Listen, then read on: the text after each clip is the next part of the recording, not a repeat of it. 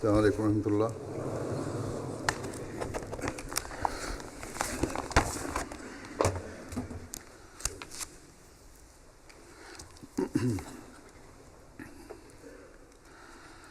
اشہد ان لا الہ الا اللہ وحدہ لا شریک لہ واشہد ان محمدا عبدہ ورسولہ اما بعد فاعوذ باللہ من الشیطان الرجیم بسم اللہ الرحمن الرحیم الحمد للہ رب العالمین الرحمن الرحیم مالک یوم الدین ایاک نعبد وایاک نستعین اهدنا الصراط المستقیم صراط الذین أنعمت علیہم غیر المغضوب علیہم ولا الضالین۔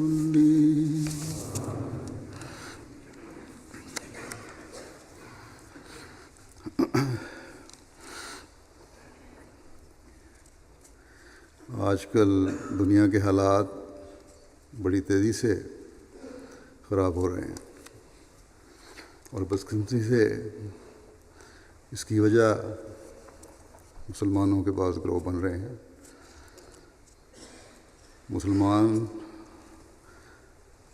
ممالک کے سربراہ ان کے کرتے دھرتے وہ بھی نہیں سمجھتے کہ ان کو اسلام مخالف طاقتیں گھیرے میں لینے کی کوشش کر رہی ہیں۔ اسلام کے نام پر اور جہاد کے نام پر جو ظلم ہو رہے ہیں ان کا اسلام کی تعلیم سے دور کا ہی واسطہ نہیں۔ اسی طرح جو حکومتیں اپنے لوگوں پر ظلم ڈھا رہی ہیں وہ بھی اسلامی تعلیم سے جن کا دور کا بھی واسطہ نہیں، اسلامی تعلیم کے خلاف کام کر رہی ہیں۔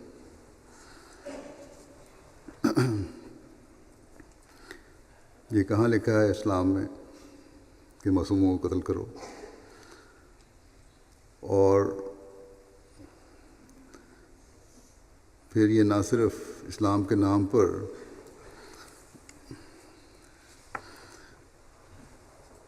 غیر مسلموں کو قتل کر رہے ہیں بلکہ اس سے بڑھ کر مسلمانوں کا قتل عام ہو رہا ہے۔ مسلم معصوم بھی شامل ہیں، بچے، بوڑھے، عورتیں سب شامل ہیں۔ مسلمان ممالک کی طاقت کمزور سے کمزور تر ہو رہی ہے اور یہی بات جو اسلام مخالف طاقتیں ہیں وہ چاہتی ہیں کہ اسلامی حکومتیں کبھی مضبوط نہ ہوں، اسلامی ممالک کبھی معاشی لحاظ سے یا امن اور سلامتی کے لحاظ سے مضبوط نہ ہوں۔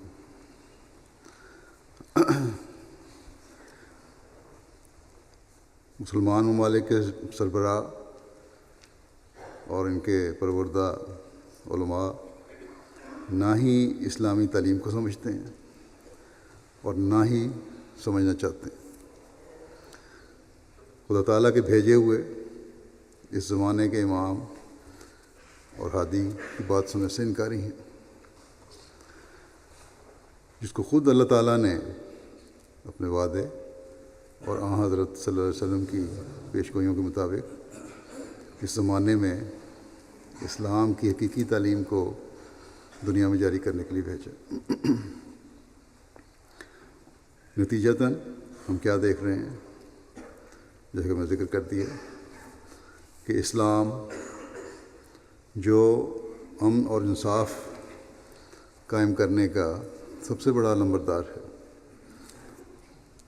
جو اسلامی حکومتوں کو کہتا ہے کہ امن اور انصاف قائم کرنا اسلامی حکومتوں کا سب سے بڑھ کر فرض ہے، وہی امن اور انصاف کی دھجیاں اڑا رہے ہیں۔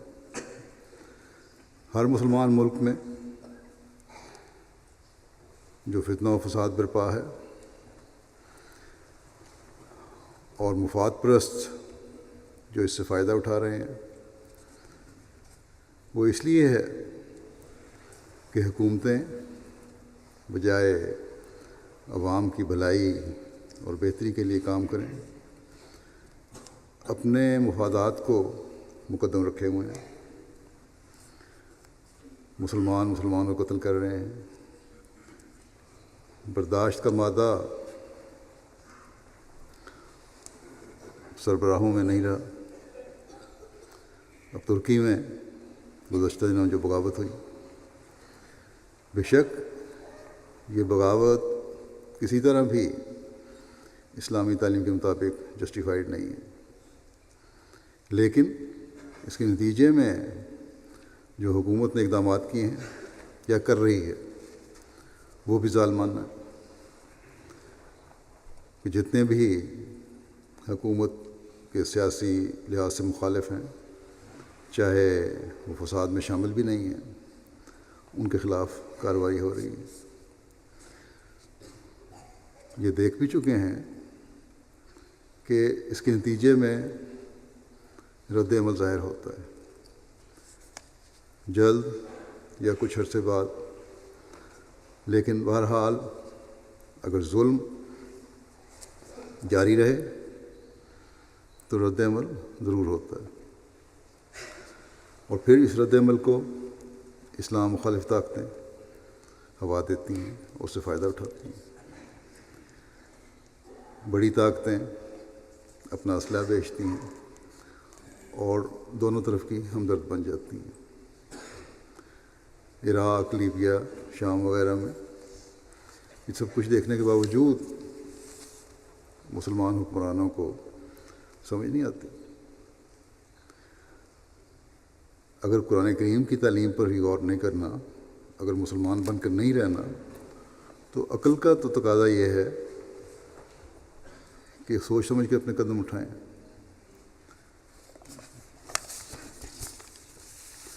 یہ دیکھیں کہ مسلمانوں کے اختلاف کا یا ان کے ملکوں میں بے چینی اور بدامنی کا فائدہ کس کو پہنچ رہا ہے، لیکن انہیں سمجھ نہیں آتی۔ بس ان مسلمان ممالک کے لیے ان دنوں میں بہت دعا کی ضرورت ہے۔ اللہ تعالیٰ ان کو عقل دے۔ پھر دہشت گرد تنظیموں نے ان مغربی ممالک میں معصوم جانوں کو قتل کرنے کے انتہائی بے ایمانہ اور ظالمانہ عمل کر کے اسلام کو بدنام کرنا شروع کیا ہوا۔ یہ بھی بعید نہیں کہ اسلام کو بدنام کرنے کے لیے اسلام مخالف طاقتیں ہی غیر مسلم ممالک میں ایسی حرکتیں ان لوگوں سے کروا رہی ہیں جس سے اسلام بھی بدنام ہو اور ان کو مدد کے نام پر، دنیا کو دہشت گردی سے بچانے کے نام پر اپنے اڈے ان ممالک میں قائم کرنے کے لیے ایک وجہ ہاتھ آ جائے۔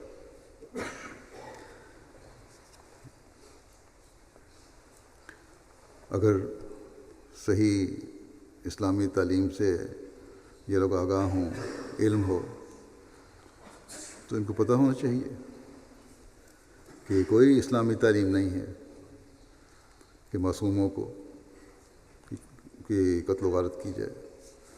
ایئرپورٹوں پر، اسٹیشنوں پر مسافروں کو اور بچوں کو،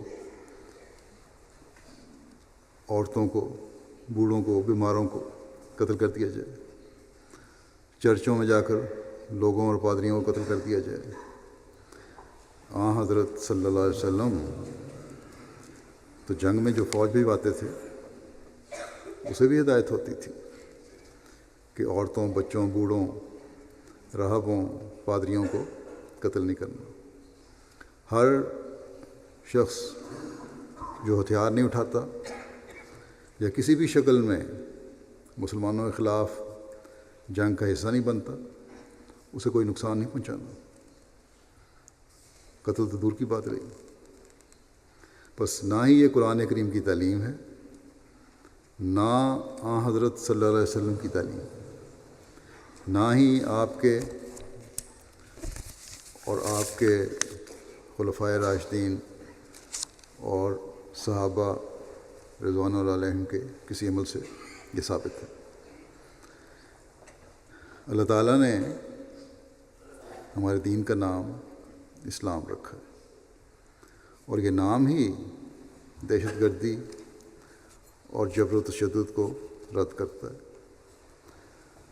اور امن و صلح اور آشتی کا پیغام دیتا ہے۔ اسلام کے معنی ہی امن میں رہنا اور امن دینا ہے۔ جب تو اللہ تعالیٰ کا رحم اور اس کا فضل مانگتا ہے، لیکن یہ لوگ جو ظالم لوگ ہیں یہ تو نہ قرآن کریم کو مانتے ہیں، نہ اس پر عمل کرتے ہیں، نہ نمازیں پڑھتے ہیں۔ انہوں نے تو اپنا ایک نیا دین اور نئی شریعت ہوئی ہے۔ بہرحال جب ایک مسلمان، حقیقی مسلمان یہ مانگتا ہے، سلامتی مانگتا ہے، نماز پڑھتا ہے، تو پھر شرارت، شوخی اور فسق و فجور سے بچتا ہے۔ اللہ تعالیٰ فرماتا ہے کہ نماز بری اور ناپسندیدہ باتوں سے روکتی ہے۔ پھر اسلام کہتا ہے سلام کو رواج دو اور سلامتی پھیلاؤ۔ سلام کہنا صرف مسلمانوں تک محدود نہیں ہے، گو کہ آج کل پاکستان میں بھی اس وہاں کے ملکی قانون نے علماء کے زیر اثر اس پر بھی اپنا قبضہ جمایا ہوا ہے یا منوپلائز کیا ہے کہ سوائے مسلمانوں کے کوئی سلام نہیں کہہ سکتا، ہندی تو دوسرا نہیں کہہ سکتے۔ حضرت صلی اللہ علیہ وسلم کے زمانے میں تو سب کو سلام کہا جاتا تھا بلا تخصیص۔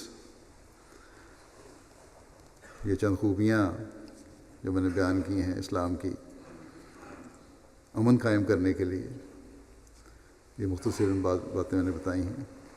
تفصیل میں جائیں اور کسی بھی رنگ میں دیکھ لیں، کسی بھی حکم کو لے لیں، تو اسلام امن، صلح اور آشتی کا مذہب ہے، نہ کہ دہشت گردی کا۔ اگر دنیا کی چاہتے ہیں، اگر اسلام کو دنیا میں پھیلایا جا سکتا ہے تو اس کی خوبصورت تعلیم سے، نہ کہ شدت پسندوں اور علماء کی خود ساختہ تعلیم سے۔ لیکن یہ راستہ تو وہی دکھا سکتا ہے جس کو اللہ تعالیٰ نے اس زمانے کا امام بنا کر بھیجا ہے۔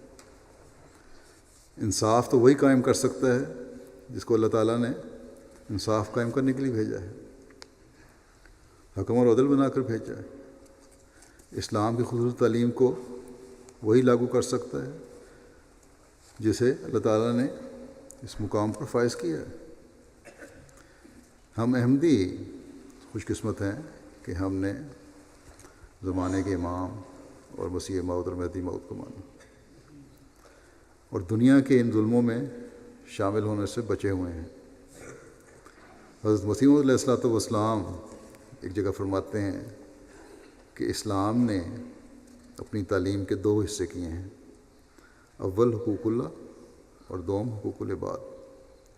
حق اللہ تو یہ ہے کہ اس کو واجب الاطاعت سمجھے، اور حق العباد یہ ہے کہ خدا تعالیٰ کی مخلوق سے ہمدردی کریں۔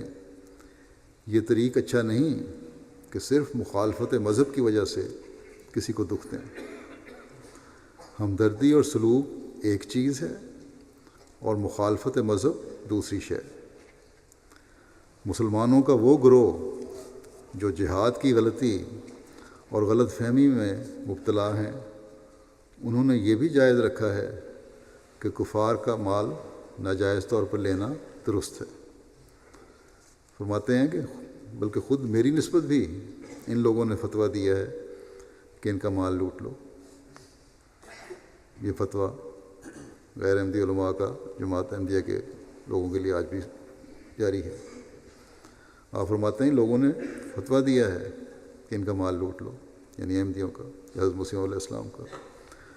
بلکہ فرماتے ہیں بلکہ یہاں تک بھی یہ فتویٰ ہے، یہاں تک بھی کہ ان کی بیویاں نکال لو، حالانکہ اسلام میں اس قسم کی ناپاک تعلیمیں نہ تھیں۔ وہ تو ایک صاف اور مصفہ مذہب تھا۔ اسلام کی مثال ہم یوں دے سکتے ہیں کہ جیسے باپ اپنے حقوق ابوت کو چاہتا ہے، اسی طرح وہ چاہتا ہے کہ اولاد میں ایک دوسرے کے ساتھ ہمدردی ہو۔ وہ نہیں چاہتا کہ ایک دوسرے کو مارے۔ اسلام بھی جہاں یہ چاہتا ہے کہ خدا تعالیٰ کا کوئی شریک نہ ہو، وہاں اس کا یہ بھی منشا ہے کہ نوع انسان میں مودت اور وحدت ہو۔ بس یہ تعلیم ہے جس کو اپنا کر مسلمان دنیا میں دوبارہ اسلام کی شان و شوکت قائم کر سکتے ہیں کہ خدا کے حق کو بھی پہچانیں اور ایک دوسرے کے حق کو بھی پہچانیں۔ نوع انسان میں محبت اور پیار پیدا کرنے کی کوشش کریں، قطع نظر اس کے کہ کون کس مذہب سے تعلق رکھتا ہے۔ ظلم سے کام لے کر معصوموں کو قتل کرنے کے بجائے اسلام کی امن، صلح اور آشتی کی تلوار سے دلوں کو گھائل کر کے خدا تعالیٰ اور اس کے رسول کے قدموں میں لا کے ڈالیں۔ خودکش حملے کر کے یا ظلم کر کے اللہ تعالیٰ کی ناراضگی مول لینے کے بجائے اس کا پیار اور قرب حاصل کرنے کی کوشش کریں۔ اسلام کی آغوش کو باپ کی محبت اور رحمت کا سایہ بنائیں، نہ کہ اپنی ظالمانہ حرکتوں کی وجہ سے اسلام پر اعتراض کرنے والوں اور حملہ کرنے والوں کو مزید مواقع فراہم کریں۔ اور اگر یہ نہیں باز آئیں گے تو یاد رکھیں کہ دنیاوی ہیلوں اور حملوں سے کبھی بھی اسلام کو دنیا میں پھیلا نہیں سکتے۔ ہم احمدیوں کو بھی یاد رکھنا چاہیے کہ ہر حملہ جو اسلام کے نام پر یہ بھٹکے ہوئے لوگ کرتے ہیں، ہمیں پہلے سے بڑھ کر ہماری ذمہ داریاں پوری کرنے کی طرف توجہ دلانے والا ہونا چاہیے۔ ہر ایسی حرکت جس سے اسلام کا نام بدنام ہوتا ہے، اس کے بعد ہم نے دنیا کو بتانا ہے کہ میرے مذہب کی بنیاد امن اور سلامتی پر ہے۔ ہم میں سے ہر ایک نے یہ بتانا ہے۔ اگر اسلام کے پیراؤں میں سے کوئی ایسی حرکت کرتا ہے جو امن اور سلامتی کو برباد کرنے والی ہے، تو اس شخص یا گروہ کا ذاتی اور اپنے مفاد حاصل کرنے والا عمل ہے۔ اسلام کی تعلیم سے اس کا کوئی بھی تعلق اور واسطہ نہیں ہے۔ یہ سراسر ناجائز چیزیں ہیں۔ اس کی ذمہ داری ان لوگوں پر عائد ہوتی ہے جو یہ عمل کرتے ہیں، نہ کہ اسلام پر، نہ کہ اسلامی تعلیم پر۔ یہ اللہ تعالیٰ کا فضل ہے کہ جماعت احمدیہ اس بات کے لیے ہر ملک میں کوشش کرتی ہے، اور اب اللہ تعالیٰ کے فضل سے میڈیا کے ذریعے سے اس کا اچھا اثر بھی ہو رہا ہے۔ ان کے کالم لکھنے والے خود لکھتے ہیں، اور فرانس میں جو پادری کا ظالمانہ قتل ہوا، اس پر ہی ایک لکھنے والے نے یہ لکھا یہاں کہ یہ عمل اس بات کی طرف توجہ پھیرتا ہے کہ مذہبی جنگ شروع، لیکن خود ہی لکھتا ہے کہ حقیقت یہ نہیں ہے، یہ مذہب کی آڑ پرستوں اور نفسیاتی مریضوں کی جنگ ہے۔ پوپ صاحب نے بھی بڑا اچھا بیان دیا۔ بے شک بین الاقوامی جنگ ہے، جو بین الاقوامی جنگ بن گئی ہے، لیکن یہ مذہبی جنگ نہیں ہے، مفادات کی جنگ ہے، ان لوگوں کی جنگ ہے جو ان کے اپنے مفادات ہیں، کیونکہ کوئی مذہب بھی ظلم کی تعلیم نہیں دیتا، اپنے لوگوں کو سنبھالے ہوئے ہیں، لیکن یہ ظلم جب بڑھتے جائیں گے تو پھر رد عمل بھی ہوتے ہیں۔ اس لیے ہماری ذمہ داریاں بہت بڑھ گئی ہیں کہ ہم اپنا اسلام کا امن کا پیغام دنیا میں ہر جگہ پہ پہنچائیں۔ ایک طرف سے یہ ہے، لیکن ایسے بھی ہیں جن تک ہمارا پیغام پہنچا ہوا ہے لیکن منفی معنی پہنانے کی کوشش کرتے ہیں۔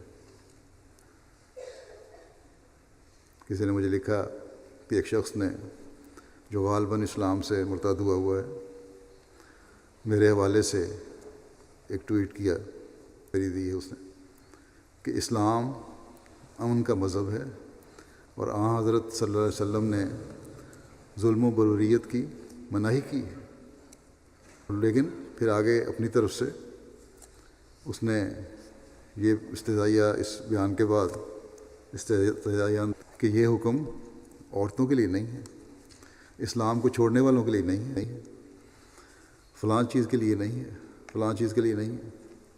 تو ایسے ہیں، دیکھتے ہیں کہ اسلام کی امن پسندی کی جو تصویر جماعت احمدیہ پیش کرتی ہے اس سے لوگ متاثر ہو رہے ہیں، تو اس اثر کو زائل کرنے کی کوشش کرتے ہیں، اور یہ جو آج کل مختلف ذریعے ٹویٹ اور فیس بک اور مختلف دوسرے ذرائع اپنا ہزار لوگوں تو یہ پیغام پہنچ جاتے ہیں، بلکہ لاکھوں تک بھی ہمارا کام ہے اور ان کا جواب دینا۔ ابھی بہت کام ہے تک اسلام کا حقیقی پیغام پہنچانے کا جو ہم نے کرنا ہے، زیادہ تعارف ہو چکا ہے دنیا میں، ابھی ہم یہ نہیں کہہ سکتے کہ میں تسکا ہوں۔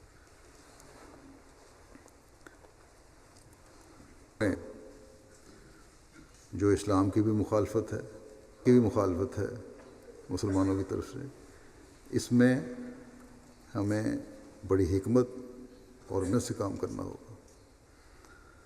اس میں تو کوئی شک نہیں کہ اسلام جس نے دنیا میں پھیلنا ہے انشاءاللہ، اور اس میں بھی کوئی نہیں معیشت ثانیہ اب احمدیت کے ذریعے سے ہونی ہے انشاءاللہ تعالی، اللہ تعالیٰ نے مقدر کیا ہوا ہے، لیکن ہمیں یہ کوشش کرنی چاہیے اور دعا کرنی چاہیے کہ یہ ترقی کے نظارے ہم اپنی زندگیوں میں دیکھ سکیں، اور ہماری کمزوریاں اور کوتاہیاں اس ترقی کو ہم سے دور کرنے والی نہ ہوں۔ بس اپنی پردہ پوشی اور اللہ تعالیٰ کے فضل کو جذب کرنے کے لیے ہمیں محنت اور دعاؤں کی ضرورت ہے۔ جیسا کہ میں نے کہا کہ ہمارے تو اسلام مخالف طاقتیں بھی خلاف ہیں، اور نام نہاد علماء کے پیچھے چلنے والے مسلمان بھی خلاف ہیں، لیکن ہم نے ہر خوف کو دور کر کے حضرت مسیح علیہ الصلوۃ والسلام کے مشن کی تکمیل کے لیے کوشش کرنی ہے۔ اب بعض جو جرنلسٹ ہیں، اخباری نمائندے ہیں، سوال بھی کرتے ہیں یورپ میں بھی کیا مشتر سوال، سویڈن میں بھی اس دورے پہ سوال ایک جرنلسٹ نے کیا کہ تمہاری تو پسند گروہوں کی طرف سے مخالفت ہے اور تمہاری جانوں کو خطرہ ہے، کس طرح تم اپنے کام کرو گے؟ میں نے کہا ہاں بے شک ٹھیک ہے، مجھے خطرہ ہے، جماعت کے افراد کو خطرہ ہے، لیکن یہ خطرے ہمیں اپنے کام سے نہیں روک سکتے۔ خطرہ تو اب ہر ایک کو ہر جگہ ہے۔ اس میں نے کہا تمہیں بھی خطرہ ہے، اس میں احمدی یا غیر مسلم کا سوال نہیں ہے۔ جو بھی ان مفاد پرستوں لوگوں کے ایجنڈے پر یا ان کی ہاں میں ہاں نہیں ملاتا، اس کی جان خطرے میں ہے۔ لیکن احمدیوں کے تو وہ لوگ بھی مخالف ہیں جو قومیت پرست ہیں یا اسلام مخالف ہیں، تو ہمیں تو دونوں طرف سے خطرہ ہے۔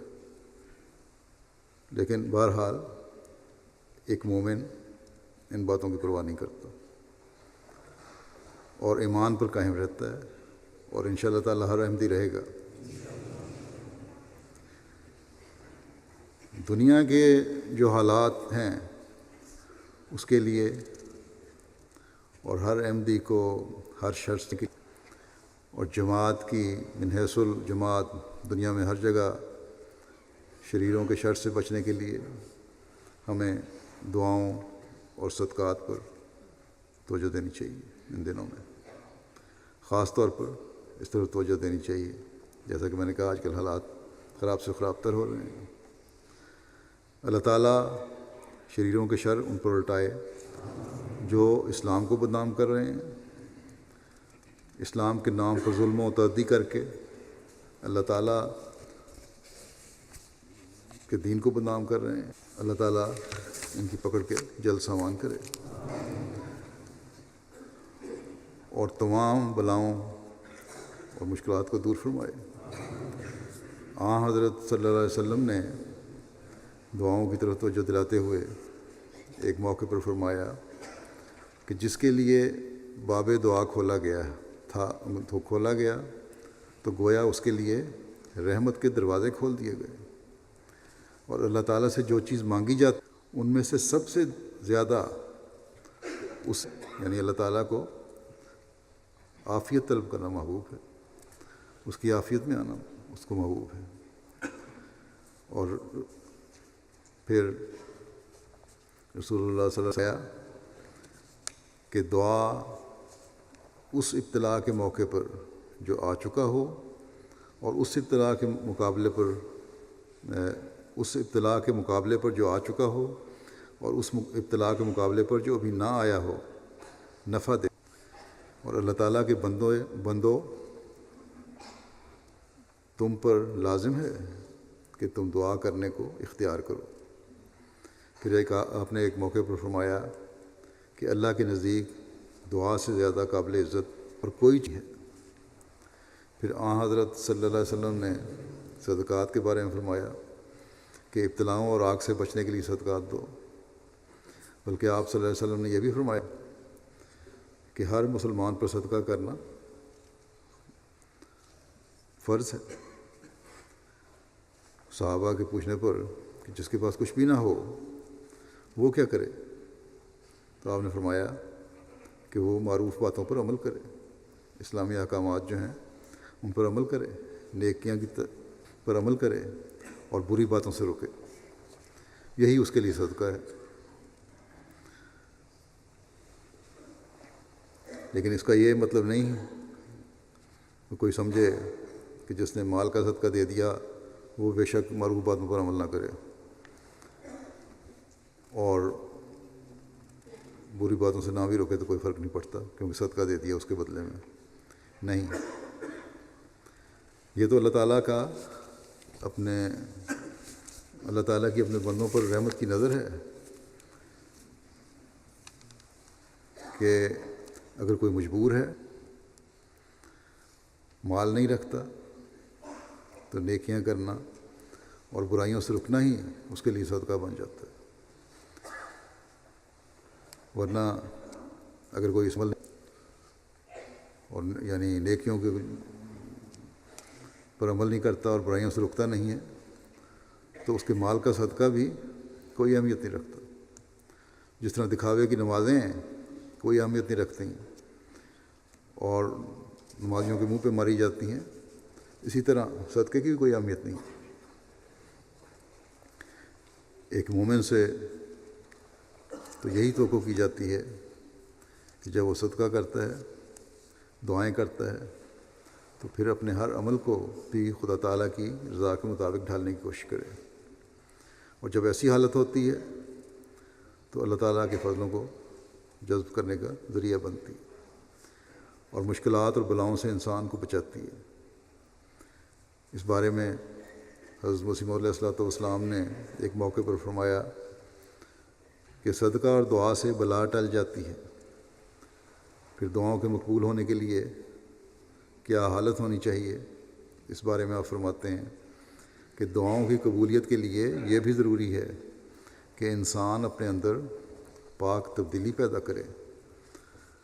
اگر بدیوں سے نہیں بچ سکتا اور خدا تعالیٰ کی حدود کو توڑتا ہے تو دعاؤں میں کوئی اثر نہیں رہتا. بس اللہ تعالیٰ کی حدود کے اندر رہتے ہوئے دعاؤں اور صدقات پر زور دینے کی بہت زیادہ ہمیں کوشش کرنی چاہیے تاکہ ہم اللہ تعالیٰ کے فضلوں کو جذب کرنے والے بنتے چلے جائیں. حضرت مسیح موعود علیہ السلام ایک موقع پر دعاؤں کی طرف ہمیں توجہ دلاتے ہوئے فرماتے ہیں کہ میں تو ہمیشہ دعا کرتا ہوں، مگر تم لوگوں کو بھی چاہیے کہ ہمیشہ دعا میں لگے رہو، نمازیں پڑھو اور توبہ کرتے رہو. جب یہ حالت ہوگی تو اللہ تعالیٰ حفاظت کرے گا، اور اگر سارے گھر میں ایک شخص بھی ایسا ہوگا تو اللہ تعالیٰ اس کے باعث سے دوسروں کی بھی حفاظت کرے گا. فرمایا جو خاص ایمان رکھتے ہیں اللہ تعالیٰ ان کی طرف رجوع کرتا ہے اور آپ ان کی حفاظت فرماتا ہے. پھر آپ نے فرمایا کہ خدا تعالیٰ کبھی کسی صادق سے بے وفائی نہیں کرتا. ساری دنیا بھی اگر اس کی دشمن ہو اور اس سے عداوت کرے تو اس کو کوئی گزند نہیں پہنچا سکتی. خدا بڑی طاقت اور قدرت والا ہے اور انسان ایمان کی قوت کے ساتھ اس کی حفاظت کے نیچے آتا ہے اور اس کی طاقتوں اور قدرتوں کے عجائبات دیکھتا ہے. پھر اس پر کوئی ذلت نہ آوی. یاد رکھو خدا تعالیٰ زبردست پر بھی زبردست ہے، یعنی کوئی بہت زیادہ طاقتور ہے تو اس سے بھی طاقتور ہے. بلکہ اپنے امر پر بھی غالب ہے. سچے دل سے نمازیں پڑھو اور دعاؤں میں لگے رہو اور اپنے سب رشتہ داروں اور عزیزوں کو یہی تعلیم دو. پورے طور پر خدا کی طرف ہو کر کوئی نقصان نہیں اٹھاتا. پورے طور پر خدا کی طرف ہو کر کوئی نقصان نہیں اٹھاتا. نقصان کی اصل جڑ گناہ ہے. بس ہمیں خالص ہو کر خدا تعالیٰ کے آگے جھکنے اور اس سے مدد مانگنے کی ضرورت ہے.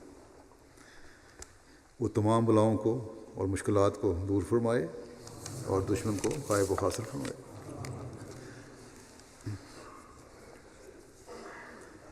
مخالفین کے جماعت کے خلاف ہر حربے اور ہر حملے کو ناکام و نامراد کرے.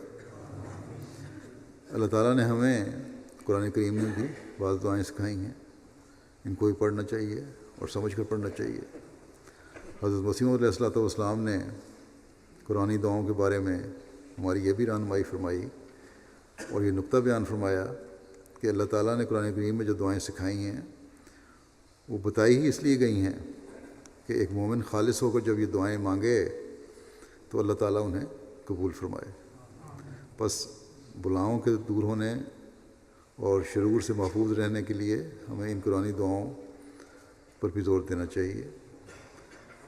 قرآن کریم نے ایک دعا ہمیں سکھائی جو ہم عموماً نماز میں بھی پڑھتے ہیں اور حضرت مسیح علیہ السلام نے بھی اس کو بہت زیادہ پڑھنے کی طرف توجہ دلائی ہے، اور وہ دعا یہ ہے کہ ربنا آتنا فی الدنیا حسنۃ وفی الآخرۃ حسنۃ وقنا عذاب النار. کہ اے اللہ ہمیں اس دنیا کی حسنات سے بھی نواز اور آخرت کی حسنات سے بھی نواز. اور ہمیں آگ کے عذاب سے بچا۔ حضرت مسیح علیہ الصلوۃ والسلام اس بارے میں فرماتے ہیں کہ انسان اپنے نفس کی خوشحالی کے لیے دو چیزوں کا محتاج ہے، ایک دنیا کی مختصر زندگی اور اس میں جو کچھ مصائب اور شدائد، ابتلا وغیرہ اسے پیش آتے ہیں ان سے امن میں رہے، دوسرے فسق و فجور اور روحانی بیماریاں جو اسے خدا سے دور کرتی ہیں ان سے نجات پاوے۔ تو دنیا کا حسنہ یہ ہے کہ کیا جسمانی فرمایا کہ دنیا کا حسنہ یہ ہے کہ کیا جسمانی اور کیا روحانی طور پر یہ ہر ایک بلا اور گندی زندگی اور ذلت سے محفوظ رہے۔ فرمایا اور فی الآخرت حسنہ میں جو آخرت کا پہلو ہے وہ بھی دنیا کی حسنہ کا ثمرہ ہے، اس کا پھل ہے، اس کے نتیجے میں ملتا ہے۔ اگر دنیا کی حسنہ انسان کو مل جاوے تو وہ فعال نیک آخرت کے واسطے۔ پھر فرمایا اور آگ کے عذاب سے بچانے کے بارے میں فرمایا کہ اس سے مراد صرف وہی آگ نہیں جو قیامت کو ہوگی، دنیا میں بھی ہزاروں طرح کی آگ ہے، اور اس کے بارے میں پھر آپ نے فرمایا کہ اس میں طرح طرح کی پریشانیاں ہیں، خوف ہیں، رشتہ داروں کے ساتھ معاملات ہیں، امراض وغیرہ ہیں، سب یہ چیز شامل ہیں۔ فرمایا کہ مومن دعا کرتا ہے کہ ساری قسم کی آگوں سے ہمیں بچا۔ پھر یہ دعا ثبات قدم کے لیے بھی، جو حالات خراب ہوں، ابتلا ہوں، بعض دفعہ انسان ثابت قدم نہیں رہتا، ثبات قدم کی دعا ہمیں سکھائی، دشمن کے خلاف اللہ تعالیٰ کی مدد حاصل کرنے کی دعا سکھائی۔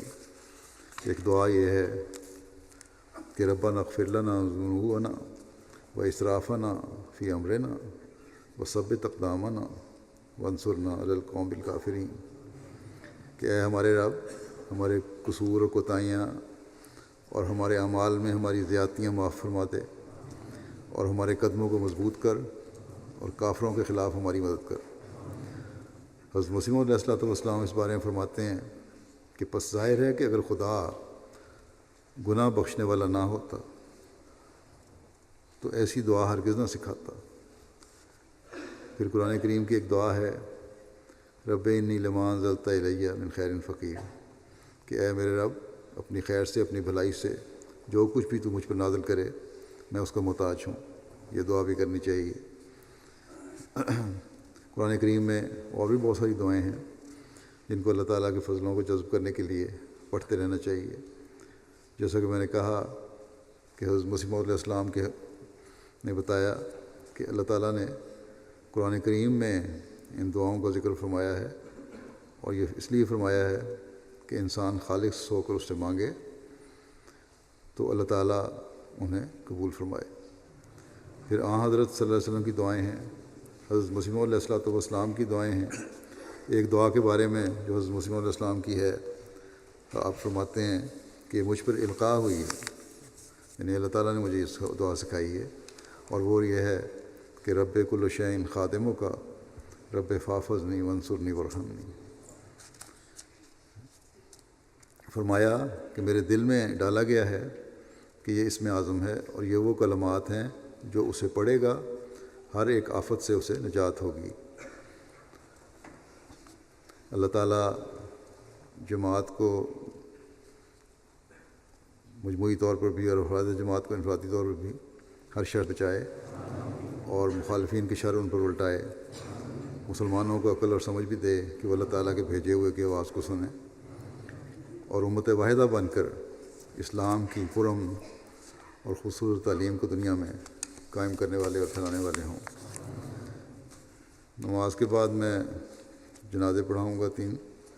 ایک جنازہ ہے مکرم ایوان ورنون صاحب، بیلیز کے رہنے والے ہیں۔ گزشتہ دنوں 49 سال کی عمر میں ان کی وفات ہو گئی، انا للہ و انا الیہ راجعون۔ بیلیز جماعت کے ابتدائی احمدیوں میں سے تھے، اور اس وقت سیکٹری تبلیغ کے طور پر خدمت کی توفیق پا رہے تھے۔ 2014 میں جلسہ سالانہ UK میں بھی شامل ہوئے۔ بڑے فدائی اور مخلص احمدی اور ایک جوش رکھنے والے احمدی تھے، اور باوجود اس کے کہ تھوڑا عرصہ پہلے ہی احمدی ہوئے تھے، لیکن ایسا اخلاص اور ایسی وفا سی اور ایسا تعلق تھا جماعت کے ساتھ کہ بہت سے شاید پرانے احمدیوں میں بھی نہ ہو۔ اللہ تعالیٰ ان کے درجات بلند فرمائے، اور ایسے فدائی ہمیشہ اور بھی اللہ تعالیٰ عطا فرماتا رہے۔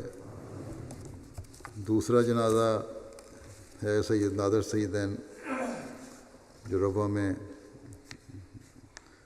ہمارے ناصر فائر اینڈ ریسکیو سروس کے انچارج تھے، سید غلام سیدین کے بیٹے تھے۔ ان کی 23 جولائی 2016 کو پیمز ہسپتال اسلام آباد میں 55 سال کی عمر میں وفات ہو گئی۔ انا للہ و انا الیہ راجعون۔ دل کے خون مہیا کرنے والی آرٹری میں کلاٹ کی وجہ سے ان کی وفات ہوئی۔ ان کی دادی نے 1905 میں کوہاٹ سے خط لے کے حضرت مسیح علیہ السلام کی بیعت کی تھی، لیکن ان کے باقی گھر میں باقی لوگ احمدی نہیں ہوئے تھے۔ سید نادر سیدین نے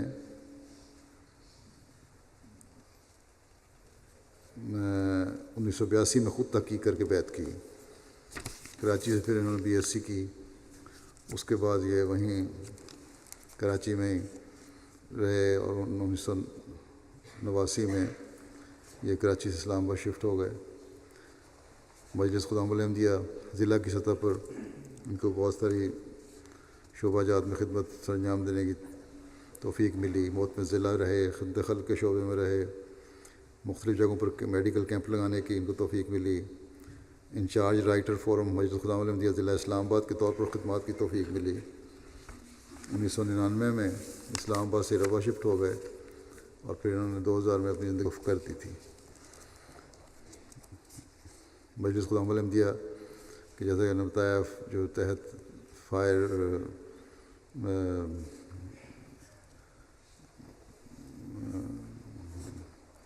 ناصر فائر اینڈ ریسکیو سروس کا شعبہ ہے، اس کے یہ انچارج رہے۔ اسی طرح اسپورٹس کمپلیکس کے بھی انچارج رہے۔ جوڈو کراٹے کے مارشل آرٹس کے بڑے ماہر تھے، اور بین الاقوامی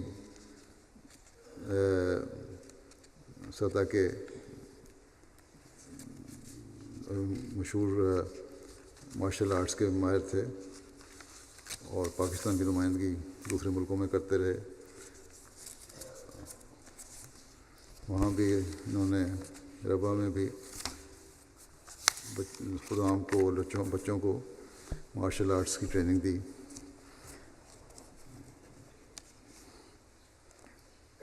خلافت سے بڑا گہرا تعلق تھا، بڑے اخلاص اور وفا سے خدمت کرنے والے تھے، بڑے سادہ مزاج تھے، اور ہمیشہ یہ خوبی جن کی یہ تھی کہ ان کا چہرہ مسکراتا رہتا تھا، کتنے بھی طبیعت خراب ہو، کیسی مشکلات ہوں، ہمیشہ یہ خوش رہے۔ اللہ تعالیٰ ان سے وہاں بھی ایسا سلوک کرے جو ان کے لیے بھی خوشی کا باعث ہو، اور ان کے نسلوں کے لیے بھی۔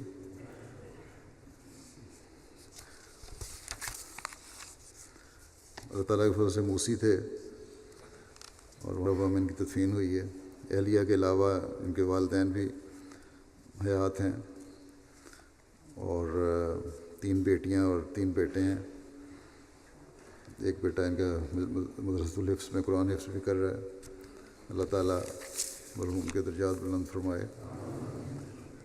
تیسرا جنازہ ہے مکرم نذیر احمد ایاز صاحب کا، جو صدر جماعت نیو یارک امریکہ تھے۔ 3 جولائی 2016 کو 69 سال کی عمر میں ان کی وفات ہو گئی۔ انا للہ و انا الیہ راجعون۔ اور یہ 23 مئی 1947 میں تنزانیہ میں پیدا ہوئے تھے۔ 1977 میں نیو یارک پہنچے اور جماعتی کاموں میں حصہ لینے لگے، پہلے بطور سیکرٹری مال، پھر 35 سال تک نیو یارک جماعت کے صدر کے طور پر خدمت کی توفیق ملی۔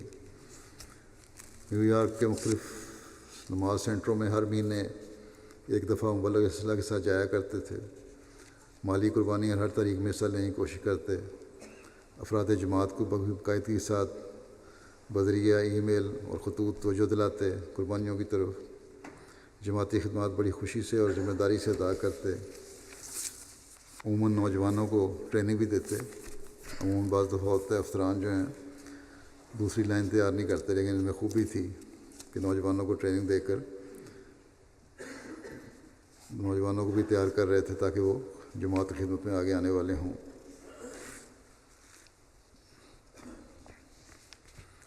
اور وہاں مسجد میں یا سینٹر میں لڑکوں اور نوجوان لڑکوں اور لڑکیوں کے لانے کے لیے انہوں نے انتظام بھی کیا ہوا تھا کہ کھیلوں وغیرہ کا بھی انتظام ہو یا اور پروگرام ہوں جس سے ان کی توجہ رہے آج کل کے نوجوانوں کی، تاکہ ضائع ہونے سے بچیں. تعلیمی کلاس مرد و خواتین کی ہر ہفتہ اتوار کو بلا ناغہ منعقد کرتے تھے، جو اب طاہر اکیڈمی کے نام سے وہاں جاری ہے. ہیومینٹی فرسٹ نیو یارک کے ڈائریکٹر بھی تھے، اس میں بھی انہوں نے بڑا کام کیا. اور ہر کام کر لیتے تھے، باوجود صدر ہونے اگر ضرورت ہوتی صفائی کی سینٹر میں تو خود ہی صفائی کرتے اور کوڑا اٹھا کے باہر پھینکتے. نمازوں کے پابند تھے، مرحوم موسی تھے، وہیں مقبرہ موسیان میں ان کی تدفین ہوئی ہے. ان کی اہلیہ اور ایک اکلوتی بیٹی ہے اسماء ایاز، اللہ تعالیٰ مرحوم سے مغفرت و رحم کا سلوک فرمائے، درجات بلند فرمائے. حضرت خلیفۃ المسیح رابع نے بھی ایک دفعہ ان کو کہا تھا کہ آپ ایک امریکہ کی جماعتوں میں ایک مثالی صدر ہیں، اور میرا دعا ہے کہ ہمیشہ رہیں، اللہ کرے کہ اور بھی ایسے پیدا ہوتے رہیں. 35 سال تک ان کو جماعت کے صدر اور مخلص کے صدر کے طور پر خدمت کی توفیق ملی.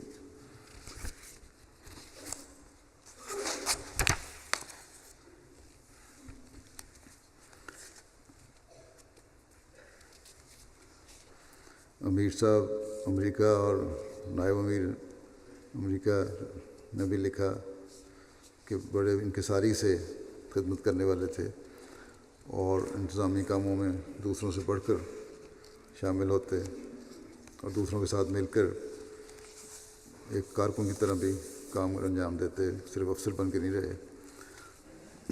بہرحال اللہ تعالیٰ ان سب کے درجات بلند فرمائے، مغفرت کا سلوک فرمائے. نماز کے بعد جیسا کہ میں نے کہا ان کی نماز جنازہ ادا کروں گا.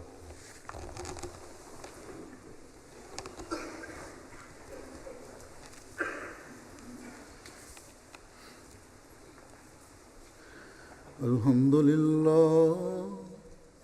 للہ نحمده ونستعینه ونستغفره ونؤمن به ونتوکل علیہ ونعوذ باللہ من شرور انفسنا ومن سیئات اعمالنا من يهده الله فلا مضل له ومن يضلل فلا هادي له ونشهد أن لا إله إلا الله ونشهد أن محمدا عبده ورسوله.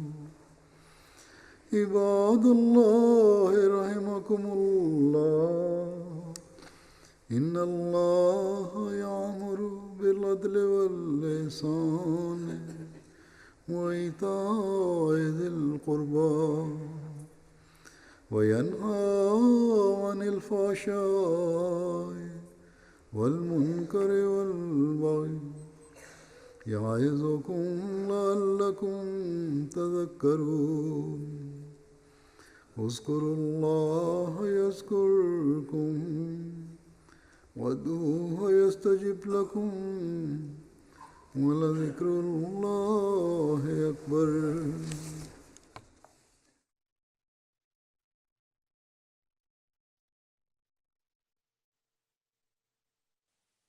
Oh